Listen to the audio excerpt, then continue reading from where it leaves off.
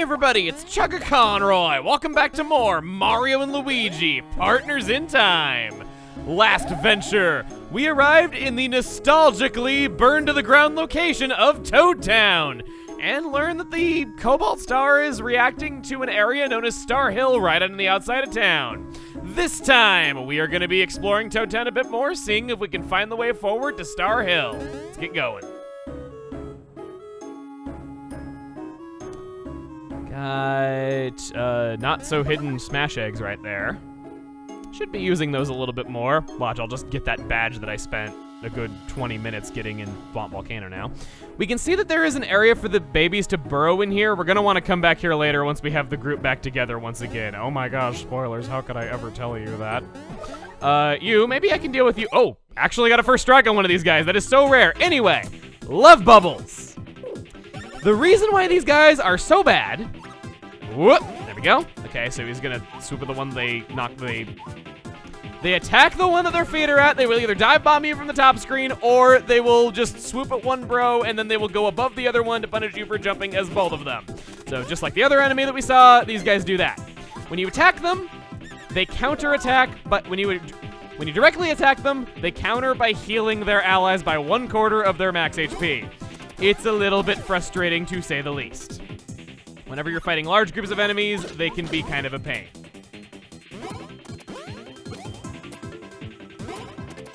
They don't really have a whole lot of health, but I generally do prefer to take them out first out of all the enemies. Their attacks can be a little bit tough to deal with, and on top of that, just having a healer enemy in a group it's never a good thing. It's always good to go for them first, always to take them out. I think no. Very no. Let's try better this time. I think this layer should be high enough to be able to reach the platform. Yes, it is. Should have gone with my gut on that one. Okay, no, I didn't know it the whole time. Okay, I'm not really good at playing things off suave like that because I'm just too darn honest about stuff like that. Okay, I'm really lame. Guess we'll fight another love bubble. Maybe get to see them a little bit more. I don't think they really have too many other attacks up their sleeve, though, but guys, I promise these are really annoying enemies, and I better show that. And also, can we just appreciate Luigi doing the crab down there? I don't know, like, what he's doing. I guess he's, like, being cautious or something like that, though, but just Luigi's idle pose in battle here is just so good. He's just, like, strutting from side to side and got, like, his claws going up and down and everything. He looks like he's doing the crab, okay? I know a lot of people prefer it when he does the monkey, though, but these idle animations are just a series staple. Come on.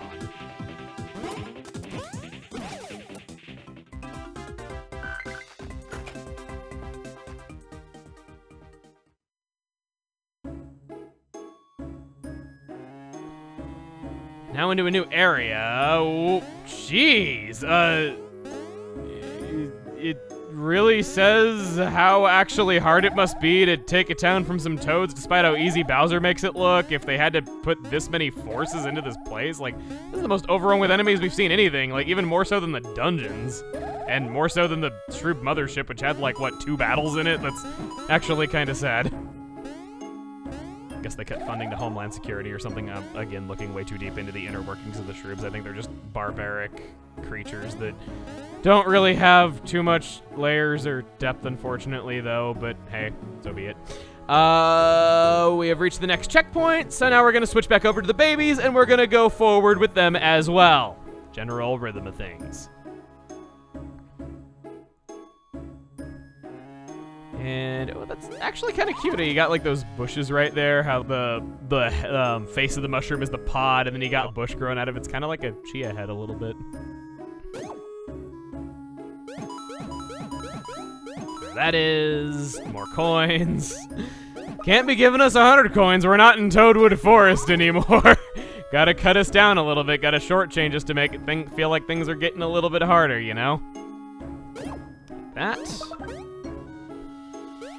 Drill on down, go through this hallway that I don't really know why it's there. I don't think there's any bean spots or anything for you to jump out, so why put 2 gates there? Maybe there was like a clipping glitch you could do that they could only resolve by putting 2 gates there or something like that. I could believe it with the layering not really being so good back there.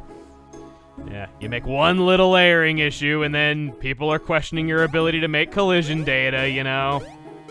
Rough business, ain't it? Go down and, oh, bean spot. First one we've seen in quite a while. I'm pretty sure there were other ones, but still happy to see that no less. B-A-Y-X.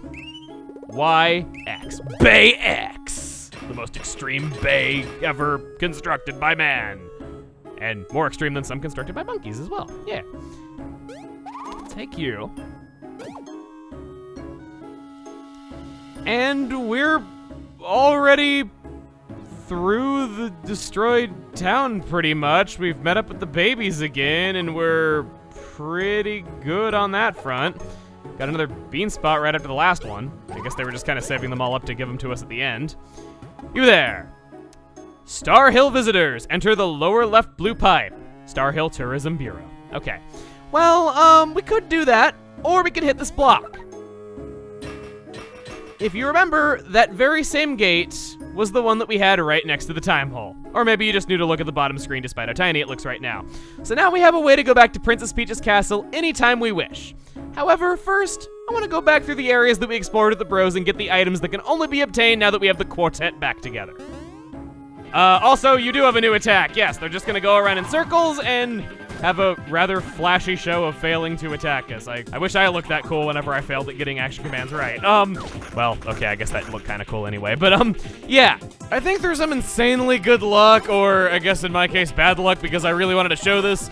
I think we're going an entire run of Toad Town without seeing what it is I dislike about the love bubble so much. It's that whenever you're fighting a group of love bubbles and you have no choice but to attack the love bubbles, they just keep healing each other the entire battle. Whenever, like, you counterattack damage, they'll undo the counterattacks on each other, and it just causes the battle to get prolonged. It's maybe not that bad, though, but just any time that there's a healer, regular enemy, you just are kind of predisposed to not liking them, so yeah, that's what I was trying to say. I guess they're really not bad. It's a little bit frustrating in that you want to take out the healer first, but if you try to take out the healer first, they counterattack you. I just remember having a lot of trouble on these guys, though, so maybe my animosity is misplaced in just being that I was terrible at this game as a kid. I'm a little better now, I'd like to think. Oh! To the west of that room was an entire area that I did not go grab. Very happy that I came back this way. I'm curious how many comments were already left telling me like, you forgot an area over there before watching the rest of it. Paraslax! Does that mean those are flying pants? I must find out.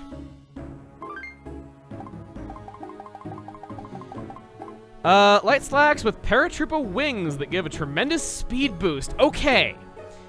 This is a little bit interesting. I think maybe, oh gosh. I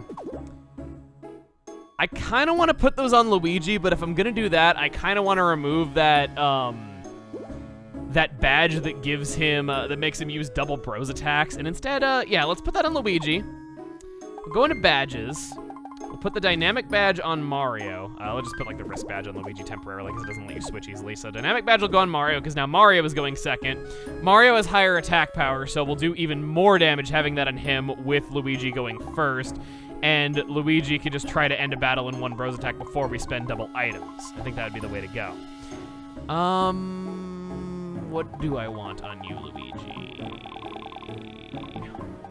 I'm kind of thinking about maybe making Luigi be the one-punch man now. I think everyone's had a chance to be that except him, and now that he's the fastest in battle, it would actually make a lot of sense to make him be that. Whereas before, it didn't make a lick of sense. Babies! You are needed over this way so that we can have you drill into this abandoned house and steal from dead people. We're desensitizing them to this lifestyle at a very young age. This is a very big staple in their way of life. You know what, actually, I know this is going to sound really horrible though, but speaking of that, there is something that I want a picture of. I know that this is the case because I've seen it referenced online a few times over the years, and I swear that I saw this as a kid. The first edition manual prints for Partners in Time, at least in the North American release, because remember it came first. Somewhere in the manual, at the bottom of one of the pages, at least I think it's at the bottom, it says, copyright Mario and Luigi Partners in Crime. I have looked for years on and off to find pictures of this, and I've never found one. And it seems really remote. I've only seen it mentioned in like forum threads in passing, you know, threads that you can no longer access because forums are kind of a lost art these days though, but I've always wanted a picture of that, and if somebody has a first edition print of the manual, Hopefully you can maybe put me at rest at night about wondering about if that was actually the case, if I really did see that, or if I just imagined it. Dynamic badge A. Ooh, I know what this badge is, and it's pretty scary. Massively boost attack power items, but use 4 items per attack, so it's a double of what we got with the dynamic badge. The dynamic badge is already pretty darn good. I don't think we need an even bigger power boost right now, and I'd prefer to not use quadruple items in all situations, but I think we know what badge that we're gonna want to be using when things get really dire. Whoa, realized it a little bit later that I didn't go in and get this bean off to the side. I guess that's all there is here. I guess it wouldn't have been so horrible if I didn't.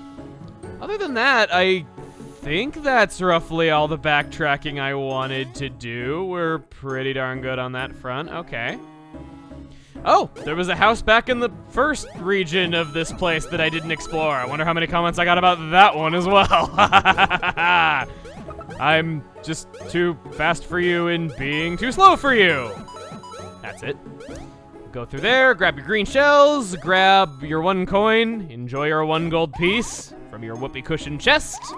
Oh, and back in the starting area, there's this bean spot inside this house. You know, the one with the quadruple no buy it? Yeah, this one. Worth mentioning, because I don't think I've acknowledged it yet, the Shroids have a small chance of dropping Ultra Drops for you. So, again, really great enemy to grind items off of.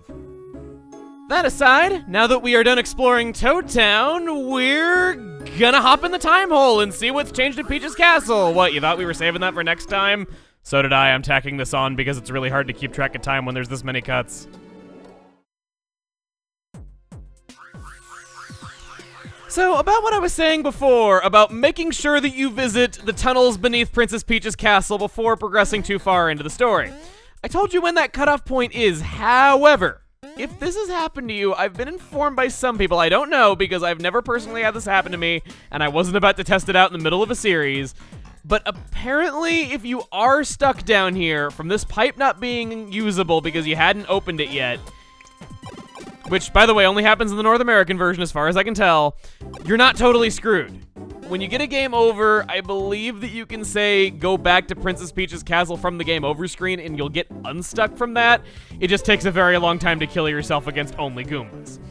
I wanted to go back this way because not only can we claim ourselves a full heal, and boy do we need it, but I thought I would check on the shop inventory just to kind of show that it's a little bit different than it was. I don't believe that anything here is too different. I think we can just buy the new items and bros items that were available in the Toad Town shop. Yeah, Max Mushroom, Ultra Drop, 1-Up Super, bros items, you have the Mixed Flower and the Red Shell.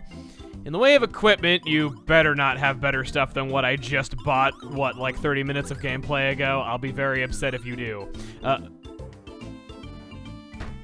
Why? Just, why? The finest trousers in all the land, the pinnacle of tailor-made talent. Challenge accepted. I'll find better equipment in 5 minutes, trust me. Don't really want to do that. You lose HP, but you gain a lot of defense. 15 HP for 20 defense. I'll put that on Baby Luigi at least, I guess. Baby Mario gets a lot more defense at the cost of some of his attack power. I don't think I'll buy a second one. I think just buying the one for Baby Luigi, I'm pretty good. Baby Mario hasn't really been hurting a whole lot, especially when I have the Pummel badge on. I like having the high speed on Luigi right now. I think that's really nice. Mario, though. Minus 15 attack for about 25 defense. No, I'm gonna hold off. Okay. Wait, badges. Must have them. Okay. Drain Badge A, recover a lot of HP depending on how many times you damage the foe. So we've already seen this badge. This is just the same thing, only better. Cure Badge A, recover lots of HP every turn. Sounds as annoying as the Happy Heart badge always was. Shroom Badge A, greatly increase points recovered by using mushrooms in battle, so an even better version of that. And looks like it's just better versions of badges that we've seen before. You know how all these work. But what you don't know how they all work, or maybe you do, I don't know, maybe you read item descriptions. We want to go and see Fawful. Or maybe see Egad. Boy, plenty to worry about, our poor Princess Peach, that Cobalt Star. I bet coins to croutons that something will happen when the Cobalt Star shards are found. But I'll tell you, youngsters, I can't begin to imagine what what that something will be. Why do bad things always happen to good princesses? It is so humorous to be thinking that Fawful the Great is right under the noses and nose hairs of the bros who would know him and know that he is probably up to no good. But instead, the babies are just blissfully unaware. Well, let's see what we can get. We could buy the ulti free badge right now, no problem. Okay, some of you might have pieced this together already. My favorite strategy to do in this game is have Luigi go first by putting some kind of high-speed equipment on him, have him equip the ulti free badge, and we'll get his lower attack power out of the way by using a bros attack with him for free at the beginning of a turn. If Luigi is able to end a battle in one move with any bros attack whatsoever, then great. We didn't have to spend any sort of bros items in order to do it. However, if it comes around to Mario's turn, and we have him do increased damage by spending double the cost of a bros attack, then no skin off our noses. I'm really saying a lot of things about noses this time. No skin off our noses. We just used a bros attack for free, so we're still on average only using 2 bros attacks per turn and getting a lot more damage output out of it, able to open battles by just doing a bros attack for free. Alternatively, you could do this backwards where you have the ulti free badge in Mario because he has higher attack power and you're more likely to end a battle in one turn, but this is just the way I like doing it, even though I'm sure some people think it's blasphemy to have Luigi going first. This also gets rid of the problem that a lot of the time Mario outspeeds the enemies, but Luigi does not, whereas in this case, they're both pretty likely to outspeed the enemy, so that's why I like it. What do I want to do, though? You know what? Yeah. I've been hyping it up for a while now. I don't need more experience. I don't need more items. I don't really need more coins. I don't really want that, because it probably is going to go really badly for me really quickly, where I'll just be stomping every regular enemy without even trying, and then whenever I get into a boss fight, I'll just be getting utterly wrecked by them. Yeah. Ulti free badge it is. I'm going to go for that. I think it'd be kind of criminal to not at least show that, and, I guess maybe the one chance badge could go on baby Luigi at this point, because he doesn't really have anything better. Let's go for it. I have badges! Such badges! Bring beans! Beans! Oh, Luigi, you got to enjoy being the One Punch Man for exactly 0 battles. I hope it was a good experience for you.